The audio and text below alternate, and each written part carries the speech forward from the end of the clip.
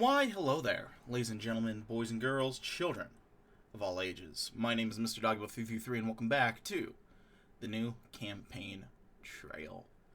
Last time we were here together, we wrapped out the month of July with the re-election campaign of President Joe Lieberman for the 2008 election. And despite not getting the nomination for the Democratic Party, we managed to sweep all 50 states plus Washington, D.C., with help of our long-term friend, Mr. John McCain. It was beautiful, it really was. But all things have to come to an end. We're halfway through August even when I'm recording this, and I haven't uploaded a single campaign trail video. Now I have a new full-themed month for the next, September, October, November, December. I have themed months, I think, for the next half a year, actually. So, it's not as if we're just going to be disappearing at all, by any means. But, I figured it's time to hop in, play a mod that, or a campaign that I do enjoy. I don't see a real easy way to slot it in, and, I think it's time to just hop on in, and, since we have a little lull in the month, now's as good a time as any to hop into year 0. America's bicentennial year is not a celebration, it's a funeral. A death march for a way of life that its children and grandchildren will never know. The era of post-war prosperity has come to a screeching halt, thrown off course by rising prices, low growth, and high unemployment. Its politics are submerged in scandal, Watergate, Vietnam, CIA subterfuge. As the nation claws into its 3rd century, millions of Americans wonder if this is the end. Others pray that this long national nightmare can finally be put out of its misery. And a scattered few wonder if it was ever worth saving at all. Frank Church and Gerald Ford are not among them. Both men believe that somewhere after World War II, America took a wrong turn towards deceitfulness, immorality, and despair. Each man believes they are the only ones capable of getting the country back on track. Their clashing visions command tens of millions of supporters and diverge wildly, but both avoid answering a simple question. Are the nation's best days already behind us? Well, here's all the people behind this. Neo and CTA, Astro and Mango, main designers here. And some other people from visuals and newsstands from Root Venus. Shout out to Root Venus for that one. Because you'll see there's some pretty cool spectacles going on here. We're going to be hopping in. We're playing as, because you have to click this over here, which is very cool. Gerald Ford, Republican State of Michigan. Frank Church is probably the obvious choice to play for this mod, but I've played a lot of Democrats lately. I don't even remember what the last Republican I played was. I guess 1988 with Weicker. But that was part of a themed month. So organically, I'm scrolling back through my feed. I'm not seeing McCarthy, I guess, actually, for the Red campaign. But it's been a while. And I don't want this to turn into pure Democratic slop. Although we did get a total Bergen victory. We can't forget the total Bergen victory. Anyway, from his childhood in Grand Rapids, Michigan, Gerald Ford saw that hard work, honesty, and just a little grit was all you needed to get on in life. Coming of age in the golden age of American politics, he, like most Americans, implicitly trusted in the federal government, even when he did not agree with it. He wept for Roosevelt when he heard news of the president's staff, and was proud to say that he was friendly with the Kennedy administration long ago. Things have changed in America since his youth. The collapse of trust in government as a result of the Vietnam War and Watergate have been disastrous, and with Nixon's resignation, Ford has been forced to clean up the mess.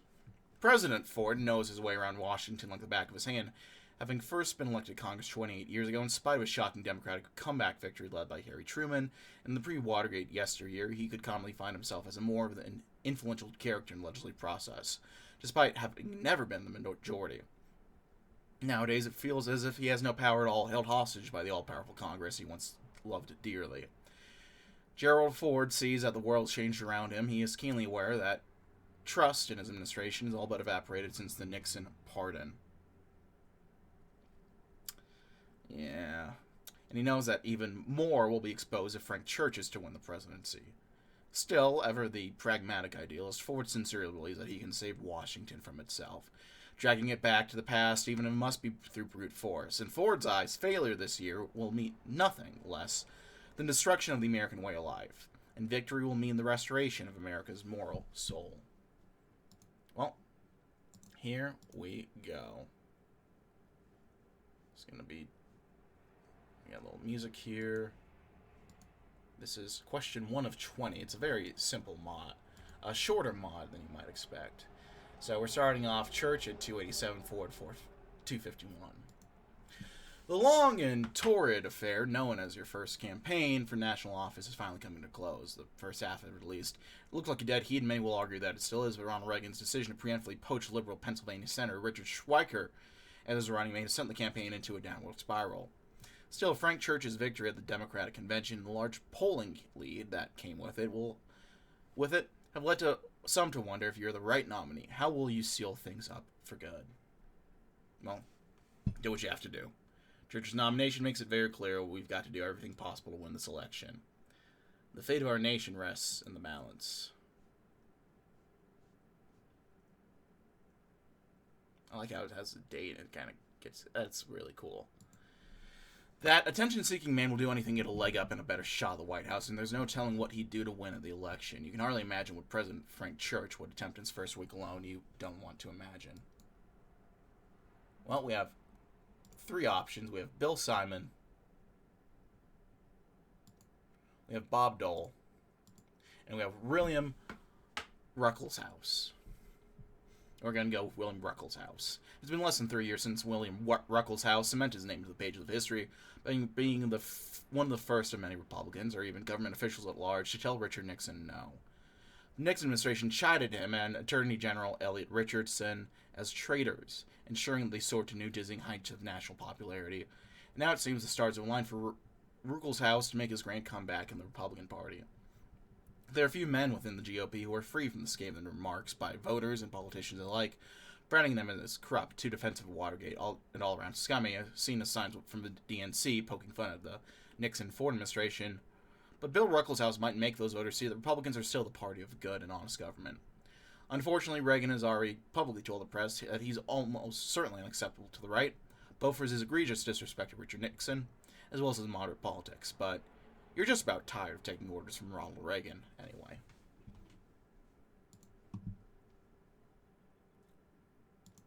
Well, oh dear.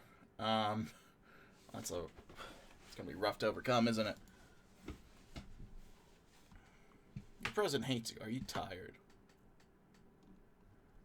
Alas, I don't have time to National Right to Life Committee.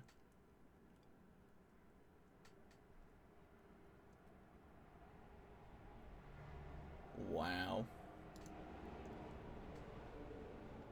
Oh, that's rough. And now it's gone, so I couldn't reread it anyway. As Ronald Reagan's campaign continues to crumble, warring rumors begin to spread throughout the convention. Somebody, clearly high up in the campaign, given the outcry, apparently let each of the Reagan delegates a chosen William Ruckelshaus, the liberal former deputy attorney general who stood up to Nixon as a running mate. Governor Reagan's team has made it clear to you that that was unacceptable to the conservative movement, making the choice risky. This could be dangerous. How will you salvage the situation?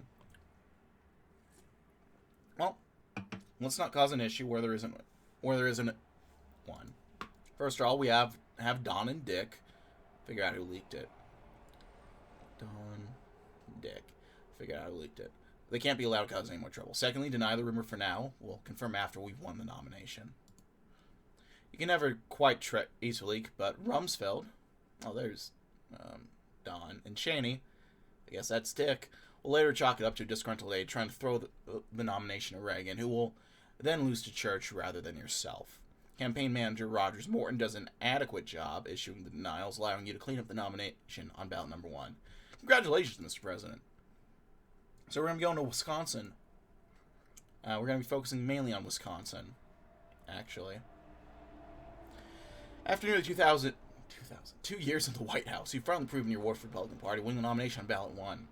Thousands in Kansas City and further millions abroad will be carefully watching your acceptance speech, hoping for a comeback in Senator Church, who leads in Gallup polls by upwards of 30 points, Seems minuscule is best, but you aren't the type to give up so easily. What will you say to the gathering and to those at home? Well, today I think back to America during my first campaign for Congress in 1948. I think about President Truman challenged to do nothing Congress and realize it's nothing today. No different today. My opponents led their efforts to block our agenda in favor of their own. I can promise him it won't end any better than it did back then. Give him hell, Jerry, the crowd cheers. The phrase is exactly how Time magazine will describe your strategy towards a general election. Fight until he can't fight anymore, and then fight some more. Even as the Washington insiders and pundits brush off any actual chance of victory for your campaign, the brief thought they might repeat Truman's feat nonetheless interests everyone dearly. Ooh, now for the hard part. And that is very cool that they have that. With the convention done, this is question 420. You got some downtime in the White House before the general election kicks off, with Roger Morton replaces campaign manager by Kansas City floor manager James Baker. You've decided to get out of your inner circle today for a strategy meeting before things get serious. The question at hand is how you'll deal with Church head on, and how low you're willing to go. He's sure as hell not holding back against you on the stump. Well, I think that this presents a great opportunity to remind conservatives that they have skin in the game. There are no two ways about it. Church is a bona fide liberal, one of the strongest in the Senate, in fact. Imagine what he'll do if elected with a large congressional majority. There's something about the senator from Idaho that makes him almost invulnerable to the same branding failure that brought George McGovern down in the end. Means well. Likely because of his openly conservative positions on issues like abortion and gun control, but it's better at least to attempt to define him rather than letting Church define himself. Keep trying Wisconsin. Recently, Senator Church conducted an interview in Playboy magazine. The contents of the interview are...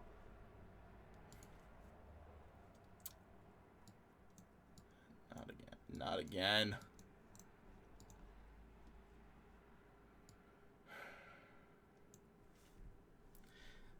The contents of the interview are hardly anything to gawk at, with your opponent keeping his cool, serious suspicion against the sexual institution. His conversation was surprisingly personal, spending 2 hours talking about CIA assassination plots, his relationship with his son, and a battle of cancer from his younger years. There's been a minor wave of right-wing backlash against Church's venture, and many within the campaign are wondering if he'll try and bring the interview to light. It'd be big for finally bringing conservatives back into the coalition. I'm not going to let my name appear right next to Playboy if I can help it.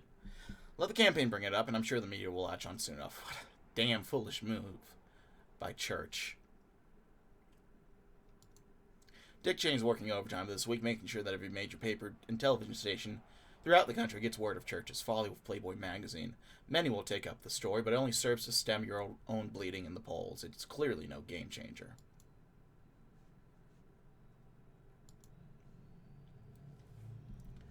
Well, with the dust from the convention settling, you have time for yourself inside the Oval Office to ponder the most vexing problems you have faced as president: the cost of living.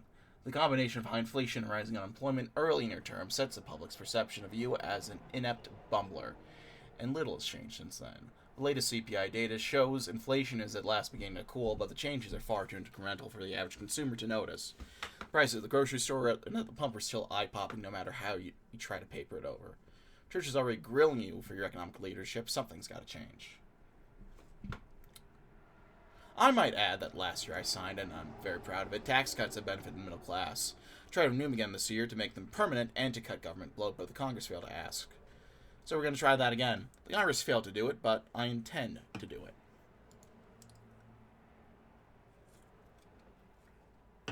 With their own party on the precipice of historical landslide, Democrats in Congress are reluctant to provide any concessions in budget talks with the White House. That is, until Russell Long enters the Oval Office, already having claimed a victory in last year's tax bill and eager to take another right now so he can return to Louisiana and show the constituents all the good work he's done. In no time, the all-powerful Finance Committee approves your tax reform plan, teeing it up for passage by the end of the campaign. Well, there we go. One of the biggest surprises to come out of Madison Square Garden Democratic Convention was the selection of Barbara Jordan as Church's watermate, but that doesn't mean it wasn't welcome. A beloved figure nationally since her takedown of Nixon during the heat of Watergate, Even the South Carolina and Alabama delegations gave her a 10-minute standing ovation before her convention speech. Hell, even you have a long-time respect for the constitutionalist congresswoman from Texas. What do you make of her nomination, and will you attack the choice? God, no. I'm not going to lay a finger on this thing. She's got the entire nation in trance. She had George Wallace up there being held up just to clap for her. The more attention we put on Jordan, the worse it'll reflect on our campaign. Focus on Church. He's arguably the lesser politician of the two. Focusing on your appointments is probably a wise choice. Jordan's approval is higher than her running mates, and Church is far too comfortably ahead to ignore completely. Still, the immediate effect her nomination had on the horse race levels leave you feeling disturbed. Was Jordan the final nail in your coffin? Well, we'll see.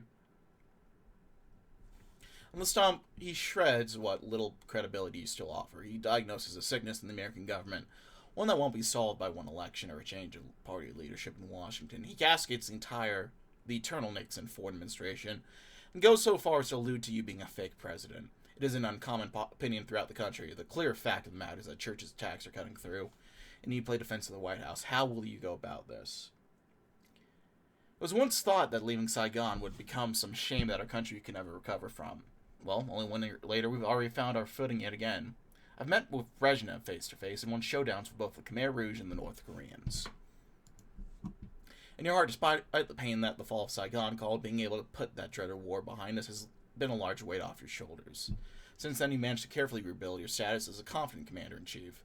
Most voters deemed you the stronger leader of the two major candidates, something that can be used to your advantage. Wisconsin, here we go. Well, that reminds me. I need to go over the issues. We have the American dream. We have faith in institutions, defense budget, racism, and government intrusion. I've been on schedule, so I can't read all of this right now. I'm sure when I hop back in as Frank Church, whenever that happens, I'll probably read it then. He probably called himself a liberal, and during the primary, he promoted himself as nothing less than the last thing standing between liberalism and Jimmy Carter's takeover of the Democratic primary.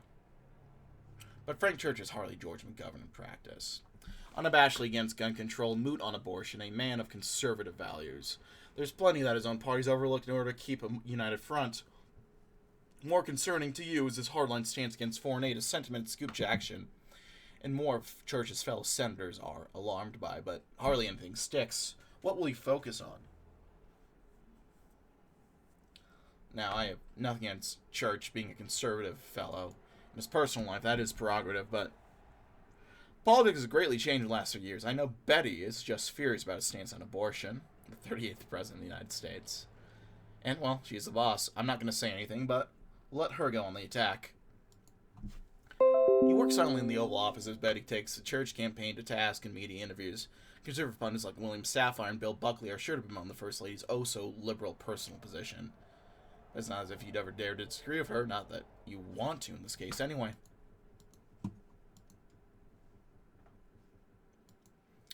The Deep South has not had a president of their own since the days of the antebellum. Johnson was more of a son of the West and actually destroyed the southern wing of the Democrats. They said the dream was dead once George Walsh became the poster boy for Dixieland, but then someone new came along. One-term Georgia Governor Jimmy Carter. He seemed fated to win the Democratic nomination, but Frank Church created a coalition solely made to block him from winning. This, on top of his choice to pick Barbara Jordan as running mate, has led to an open canyon of support waiting to be filled. You were never their golden boy, but we don't live in ordinary times. No, I'm somewhat alarmed at Frank Church's record on the issue of busing. He has semi-frequently, I may add, gone back and forth on this issue throughout the campaign. Now he says he's against forced busing, but who knows what he'll say tomorrow, and who knows what he'll do in the Oval Office. With many social issues, both your opponent and his party haven't quite found a balance on the issue of busing. The right-wing media has openly called Church a race radical for picking Barbara Jordan as running mate, but there's something about this rhetoric that you could never stomach. Wisconsin, here we come.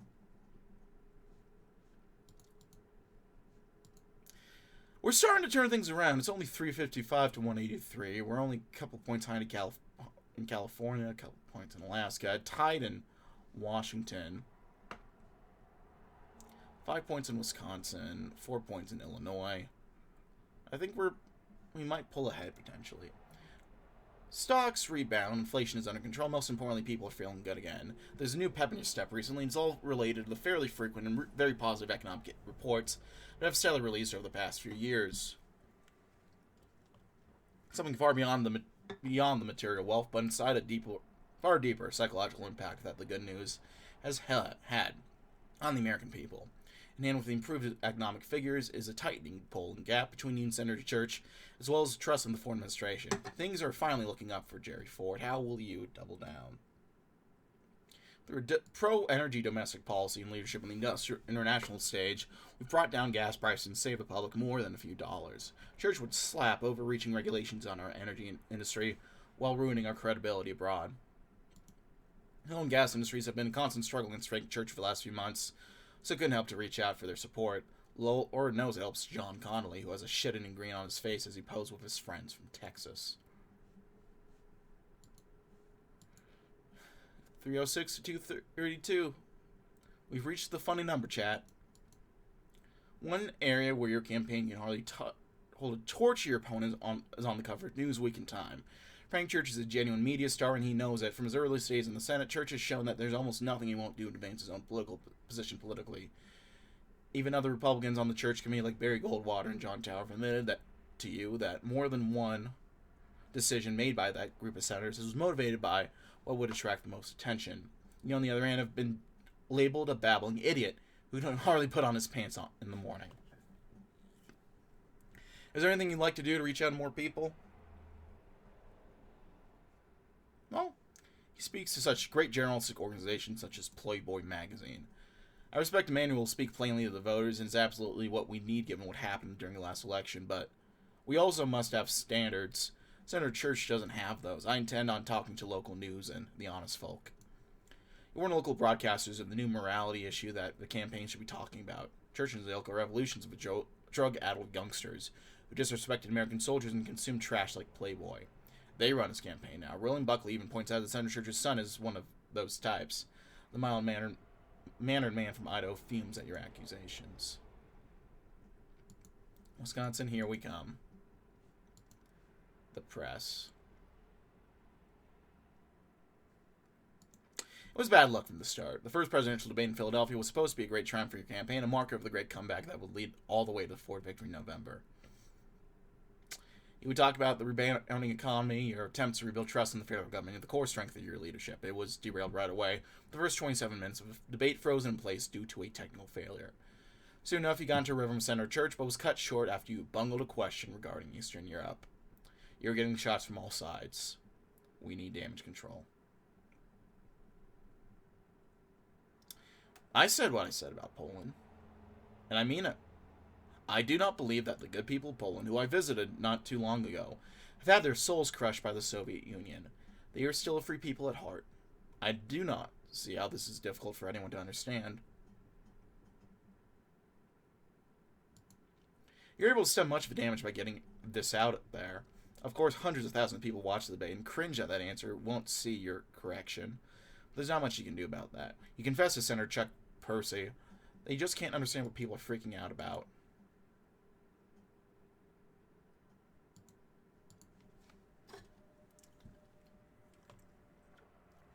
Was this written as a parallel to something? It might have been written as a parallel to something. The greatest victim of Frank Church's rise is the intelligence community. In the wake of the Pentagon Papers and Watergate, reforming, curtailing, and even limiting the FBI and CIA have become major policy drives from the Church campaign. It claims that you've played defense for the agencies while they continue to abuse their power, hardly scaled down from Richard Nixon's reign of terror. Taking his pulpit on the trail, Senator Church is still trying to pry new information out of your hands. It's clear you can't run away from this one, Mr. President. Well, progress is slow, but reforms and internal reviews of the CIA are doing more than real. I assure you that much. Personally, I wouldn't mind trickling out information between now and November to keep Church at ease. You'll allow information to come through both official and unofficial sources for the next few weeks, but it only calms your opponent for hours at a time before he comes out publicly and asks why more hasn't been released. Even so, it should slowly heal the White House's image problem that the Democrats have created.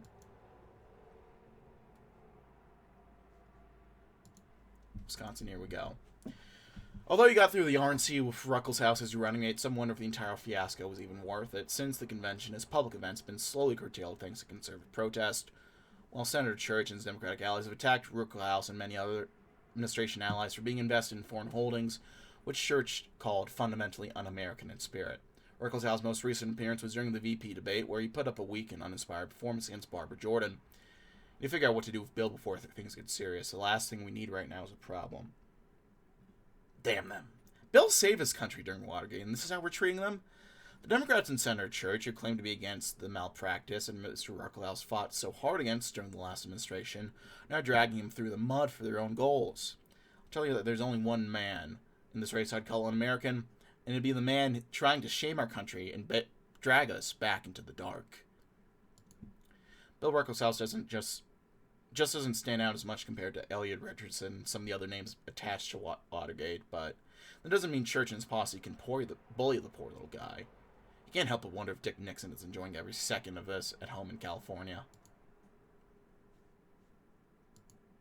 Probably. But we're back ahead now. It's nice to see. On top of the awesome stress of the campaign, the entire Ford White House has set aflame with back-to-back scandals from Secretary of Agriculture Earl Butz, who found himself in deep shit after racist jokes he made in the aftermath of the RNC leaked. There are mounting pressure within the administration to give Butz the boot, though we've come to no decision thus far. Meanwhile, little comments from General George S. Brown found themselves surfacing where he calls Israel a burden to the U.S. Church has gladly pounced on both of these scandals, and both Baker and Cheney are urging you to take action as soon as possible.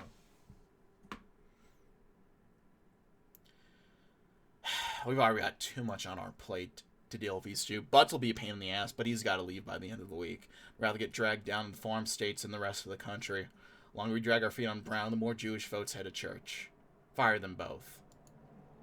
Let's keep you in good graces of the public, who were outraged by Butch's comments. Conservatives and the agriculture groups out west, two groups you've never had it good with, are outraged by the firings, calling it another example in a long string of weaknesses from your administration. For General Brown, it comes down to public pressure more than anything else. You can just imagine the sneers from Church and Scoop Jackson if you didn't deal with him. Yeah, that doesn't help out west at all. Let's try Wisconsin. Watergate, the pardon of Nixon, the Church Committee, Frank Church's nomination by the Democratic Party, allegations of wrongdoing against multiple members of the Ford administration, the dual Butz and Brown scandals. These are but a few reasons why trust in the federal government is all but created in the last 4 years. Any hope for a new era of confidence was swiftly dashed away long ago, and all that is left is a struggle for survival. You can still turn this around, but in Frank Church's mind, it's simply a trial against the abuses of America, of the so-called Nixon-Ford administration. How do you plead? Well, today's a figurative trial, but with how Frank Church and his crew move, it's entirely possible that come Inauguration Day, it could very well be a real one. We'll strip our ship down to nothing while we continue to sail through the storm, and we will be mocked ruthlessly by the entire world because we have destroyed our intelligence-gathering capabilities. At this point, critics in the paper have come to call all your constant ringing of the bell against Church whining, but they're nothing but pricks who can't fathom how dangerous this guy could really be if given the power. You've interacted with him enough during the Church Committee that you'll know he'll lead the country astray.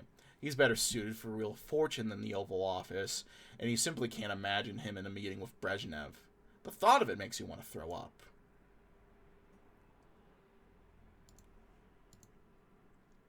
It's tightening up, and I think we might get it. There's a little doubt when this campaign began that Frank Church was a radical.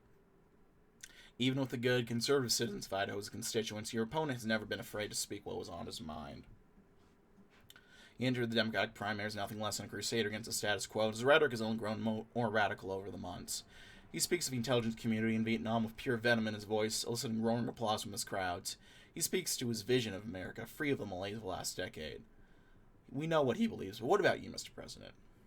I was raised on the principle... Oh, let's check this out.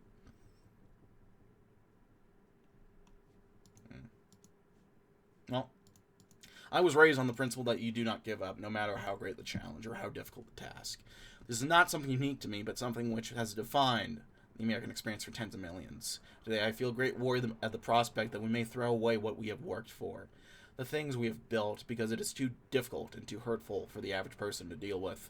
My opponent will wipe away decades of progress and our very standing on the world stage. I will not let that happen. During the early days of this great effort, when it was far less of a campaign, more of a background thought, he openly mused the idea of simply skipping re-election altogether. He didn't want to serve for another 4 years. In only about a year, that feeling of lethargy and resentment towards the campaign turned into a fiery passion thanks to Frank Church's nomination. It feels as if everything you believed in during your long career, from your first RNC in 1940 to the Eisenhower administration to Congress, you finally met a truly dangerous foe. He will dismantle your life's efforts if you let him. No, we're pulling ahead. Let's try to win Wisconsin.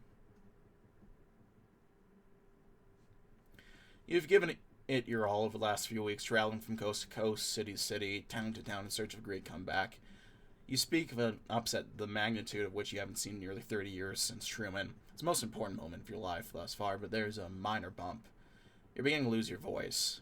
It's certainly a handful of days ago when you had to end a speech early because of the loss of voice, but now it's a full-blown disability. During the important impasse, it looks as if you must delegate responsibility finishing up the Ford campaign to someone else. What do you have in mind, sir? Betty is a force of nature in her own right. She'll whip him to shape. A force of nature she certainly is.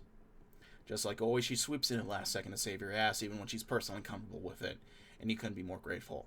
There are more than a few conservatives angry at her stepping to the plate, but the large majority of Americans are fans of Betty. Far more than are fans of you these days. She'll hold it over until you feel better. Well,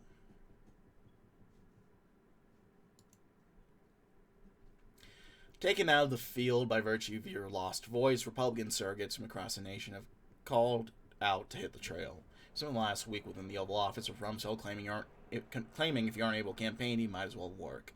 Only a few days ago, Ronald Reagan made an unexpected radio address where he condensed Frank Church in his increasingly bold rhetoric, while also announcing he would be doing events to oppose the senator over this last week. The energy of his rallies is infectious, with applause after almost every line. There's zero coordination with the Ford campaign, and he doesn't mention your name once. Still, it's opposition to Church in his campaign, and he's campaigning throughout Dixie and the West. Where do you want the actual campaign resources to go to this week? Well, Reagan can run through there all he wants. I'll be heading to where this election is going to be decided. The area of this country that raised me, allowed me to rise through Congress, and sit me at this desk today. The Midwest. Jumping back into action only days before the election, he touched down in Columbus, Ohio, and began what will almost certainly be the final few campaign rallies of your political career. You make an effort to personally shake as many hands as possible through Ohio, Wisconsin, and finally ending in Grand Rapids where the journey began. Taking seconds at a time to talk to Middle America, the people you always assumed would give you the edge over Church. For some reason, many of them openly tell you they're voting for your opponent. Why? He seems like an honest man. Election has arrived. Sit down and wait for their turns, however long it may take. Best of luck. Here we go, chat.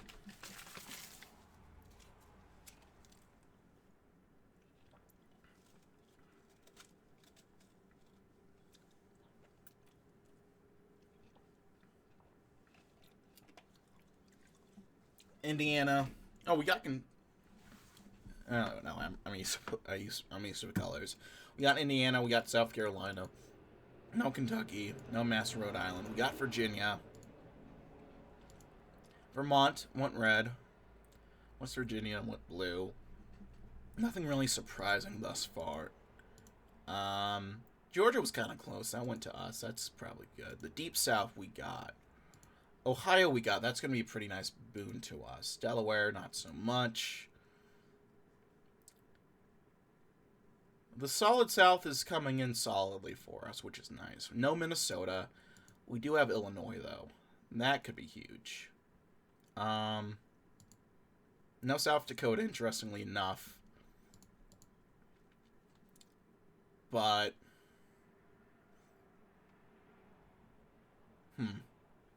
Oh, there we go. We won the election. We got New York. That's really what... all we needed to push it over the line. Oregon went to Church. Idaho went to Church. It's a weird seeing Idaho in blue. But what are you going to do? We got Wisconsin. That's what I was going for, mainly. We got Washington. We got California. Look at that. 396 to 142. That's pretty good. We got illustrious corpses.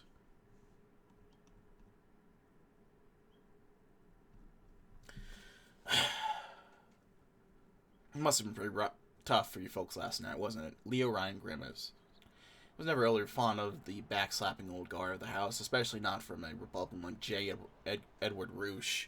He couldn't even hold onto his own seat in the primary against some untested newcomer. Ryan only rolled his eyes and nodded and murmured in response. He wouldn't need a pot of coffee to get through this morning. Ryan hadn't even been up that late the night before. All the networks had called it early once it became clear what the mood of the country was going. Ryan wasn't dumb. He knew the nation was on a rightward lurch ever since the moment Nixon rode back in the White House 6 years early, but... Christ, really? Jerry Ford? That was an affront to his intelligence. Ryan pitied the man he ran against. The California congressman was hardly a close friend of Frank Church, but the two cared deeply about oversight of America's secret police, otherwise known as the intelligence community, as those smug spies always corrected him in congressional testimony. Ryan couldn't stand the sight of them, then neither could Church. Their work had overlapped in the last few years when Frank was leading his own Senate committee and Ryan was working with Iowa's Harold Hughes, passed legislation clamping down those intelligence abuses, the very ones that led to Watergate, Vietnam, and now Angola. It only made the result more maddening. Ryan thought McGovern had been a well-meaning and intelligent man, but he could read his own district well enough. Even suburban white-collar voters who cast ballots for Ryan couldn't stomach the anti-war dove at the top of the ticket. Ryan figured well-off voters who commute to San Francisco every day and who despise right-wingers like Nixon and Reagan couldn't pull the lever for a man like McGovern, then the South Dakota never had a chance at the White House. But Church wasn't like McGovern. Church came from one of the most conservative states in the nation. As if South Dakota wasn't very conservative. Church had the right-wing stances on abortion and guns. Church was a brilliant orator who could bring any crowd to his feet. How could such a man fall so far? And made Ryan sick to his stomach. He'd always been passionate about the art of legislating. This wasn't what bothered him. It was with the endless campaigning that Ryan loathed, during the constant criticisms from liberal interest groups, getting death threats from fanatical California fascists, having to grovel and beg for endorsements at rubber chicken dinners. It was humiliating work. Ryan looked back over his shoulder at Roosh again. The Indiana congressman was a lame duck now, set to leave Congress by the 6th of January. Ryan was never friendly with the man, began to wonder if Rouge was getting off easy. This place could drain the life out of you, and with another one of Nixon's lackeys given 4 more years, Ryan began to consider whether he should punch his ticket on the way out, too. Nearly retirement didn't sound so bad, all things considered. Ryan could return to his district and coast for however many years he had left, waking up every morning to the mist from the bay, rolling his suburban home in Hillsborough, glazing out at San Francisco from his perch. It sounded like paradise to Ryan, but he also knew the voters of his district had elected him to another term. He had a duty to fill out no matter how much he hated it. At least, the committee work would be rewarding. As he had the cloakroom and head back to the office, reached up again. Hey, Ryan. Ward is my replacement looking to get a spot in your subcommittee. What was it now with the government? Information and individual rights. Right. Well, you better get acquainted with him. He's still wet behind the ears. Going to be in this town for a long time. Well, maybe a youngster could be useful. Ryan was in his 50s now, and he had no taste for the kind of barn-burning spectacles his more liberal, youthful colleagues made of the Congress. Sure, Ryan knew the man replacing Roosh was a Republican, but, hell, he thought it was smart. Even the Republicans are getting more liberal than he was. Actually, what'd you say the name of the young man was? The one who's getting your seat? Oh, why, that was the grandson of the Indianapolis Star publisher. A real fine man. Eugene Pulliam was his name, real staunch conservative. Found the paper in 1903, always been good for the people of Indiana. Roosh. Was asking about the newly elected congressman's name. Not his grandfather. Oh, well, that would be Danforth Quayle, of course.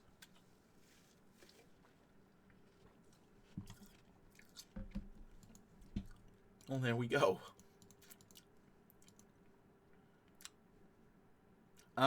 Overall results. We actually got the popular vote, barely, but we did it. Versus the blowout it's supposed to be historically. Here's further reading. Notes on year 0. And yeah, that was year 0, my friends. I hope you all enjoyed. I know I did. Um, if we get 10 likes on this video, actually, let's make it 12 likes. If we get 12 likes in this video, I'll hop in and play Frank Church. So, if you want that, like the video. Check out my videos, links down in the description box below. Leaving comments, feedback on what you want to see next time. Hit the sub button for notification bell, keep updates uploaded as they come out. I upload weekdays as well as Saturdays. Campaign trail stuff usually goes up on Saturdays, so if you want to keep up to date with that, go into the sub button. That's going to be it for now, my friends. I thank you all, as always, for watching. My name has been Mr. Dogwood333. Thank you for joining me in year 0, and I will see you all next time. Bye-bye now.